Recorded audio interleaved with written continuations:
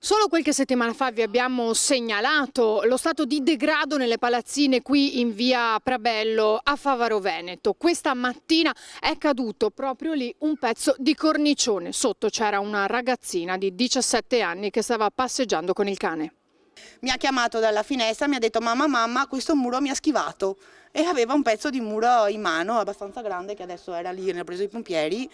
Insomma, io non so se la prendeva in testa cosa che facevo, perché insomma è una situazione un poco sgradevole a dir poco. In questo caso è andata bene, ma i residenti del discusso condominio Ater di via Prabello 21 sono sempre più preoccupati per lo stato di degrado in cui versa la costruzione, con continue infiltrazioni d'acqua anche consistenti all'interno di molti appartamenti.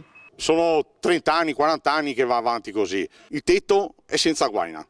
Quando piove, come ha piovuto ieri a dirotto, l'acqua entra nel cemento e va dentro agli appartamenti.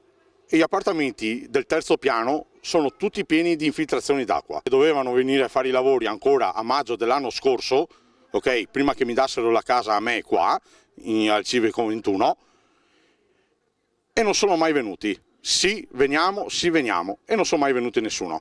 Quando un inquilino chiama l'Ater perché ha un problema dentro all'appartamento, o fuori anche, gli rispondono ma non sappiamo cosa fare, ci chiami, prendo appuntamento. Non è così che si fa, Non possiamo aspettare che una bambina o un adulto muoia sotto a un sasso che cade dal tetto. Non possiamo aspettare così. A me in camera piove a dirotto, li ho chiamati, mi hanno messo un fiado di cosa sei, Tatiana? E silicone.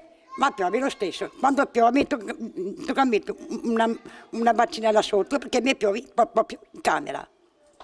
E non è possibile perché l'affitto lo paghiamo e paghiamo anche bei soldi. Se avviene a casa mia, se avviene in camera mia, c'ha paura perché si è piena di muffa. Un episodio che arriva dopo le numerose polemiche per l'aumento degli affitti.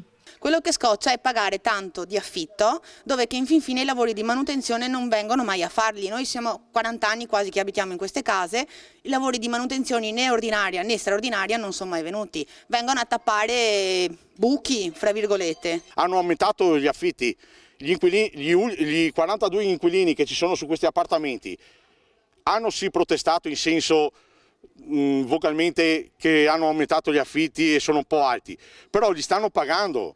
Anche se li hanno aumentati, però visto che hanno aumentato gli affitti dovrebbero fare anche i lavori.